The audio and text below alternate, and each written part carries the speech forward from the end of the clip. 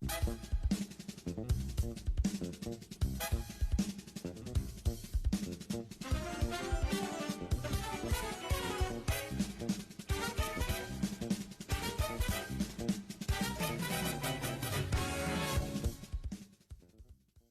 20th century is often described with the popular aesthetics in each decade, the nifty 50s, the hippie 60s, the heavenly 70s, and so on.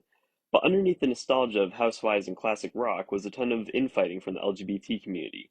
Many queer organizations had standards of gender presentation and were exclusionary to the very people they were hoping to protect. For example, a member of the Society for Individual Rights critiqued The Queen, a 1968 documentary about the drag queen scene in New York City, as they thought the film was tarnishing gay representation by making it seem as if all gay people were frilly performers.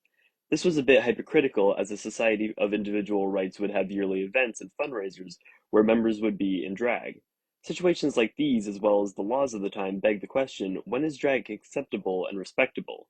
Enter Sylvia Rivera. On July 2nd, 1951, a Latina trans woman who would later name herself Sylvia Rivera was born in a taxicab. She and her friends would joke about how this circumstance was proof that she was, quote, ready for the streets, but what she didn't know yet was that this readiness would be what saved her life. When she was 11, she ran away from her abusive grandmother and lived on the streets as an underage prostitute. Eventually, she would find herself with Marsha P. Johnson, and the two were inseparable. They essentially raised each other, working, coping, and going to bars together. One iconic bar that they would frequent was known as the Stonewall Inn. The routine of the time involved police coming in, harassing and discriminating against the patrons, taking their payoff, and stealing whatever money and booze they could before leaving. Police would also arrest people for things like wearing 3 or more articles of gender inappropriate clothing. Then, in the summer of '69, the patrons fought back. Whether it was the summer heat or personal problems stressing them out, the queer Stonewall patrons realized that they had had enough. While it's unknown if bricks or Molotovs were thrown, they did throw coins at the police as a symbolic payoff.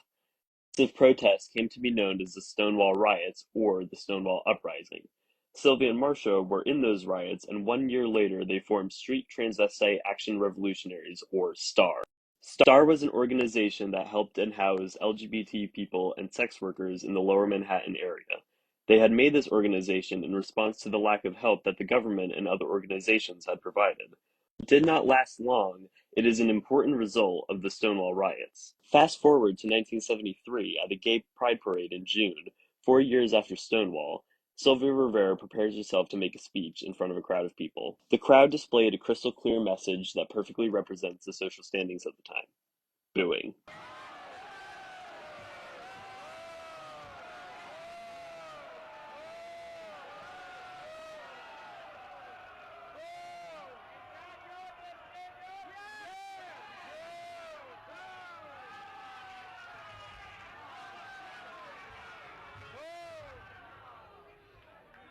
The crowd booed and jeered and shouted at Sylvia way before she even began talking. Someone else on stage tried to placate the people before Sylvia stepped up. Let her speak. Just a moment. Just a moment. Just a moment. I would like to avoid any trouble. This is a day of unity for us. I want us to be happy. It was a depressing plea for unity and compassion where there was none. Then, Sylvia came on stage and delivered a commanding introduction that would become the title for that very speech. Y'all better quiet down.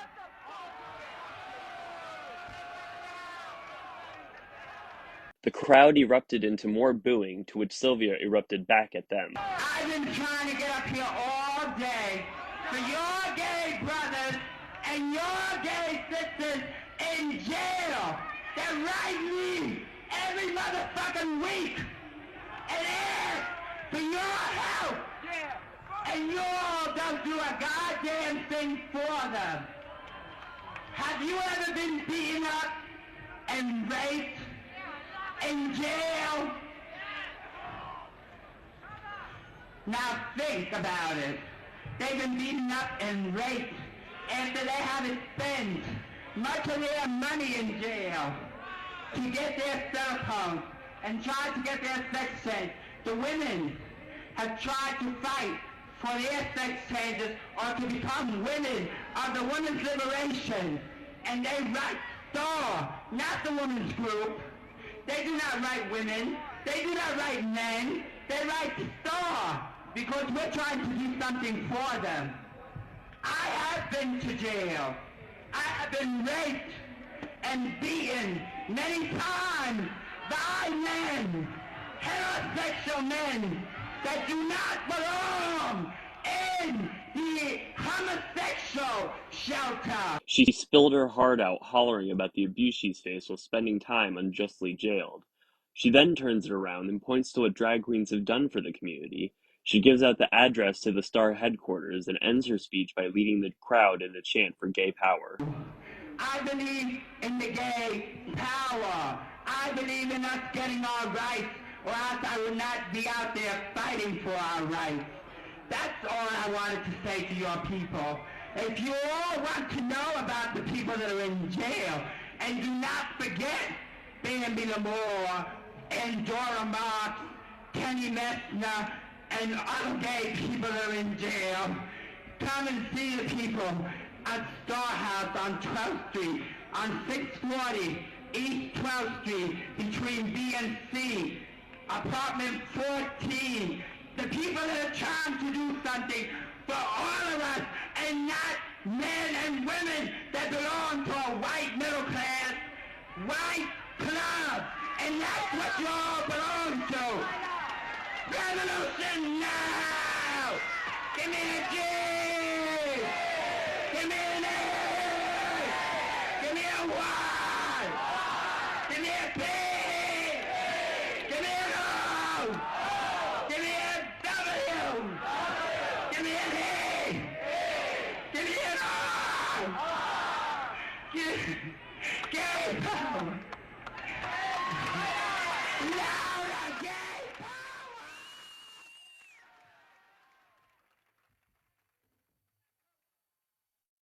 Star began its decline in 1972, but Sylvia marks its official shutdown as the fourth anniversary of the Stonewall riots, just about a week after her "Y'all Better Quiet Down" speech. She says it's because they were told that they were a threat and embarrassment for wearing things that were made for women. Sylvia Rivera was a woman, a trans woman, but that fact never made her less of a woman. People were scared of her because she was different and unfamiliar, and the environment of the time contributed to that fear. So how does a lady get a word in when the world she's in is constantly denying her and keeping her down? She shouts, and she does her own thing. People often judge radical protesters for being crass and disobedient, but it often comes from a place of being disrespected themselves. This flippant behavior, utilized by queer revolutionaries at the time, is often the only thing that could get their problems heard. Nobody should have to stay quiet in a society that is actively dangerous and deathly towards them. And if said society would like you to be quiet, then they're going to have to show a little respect.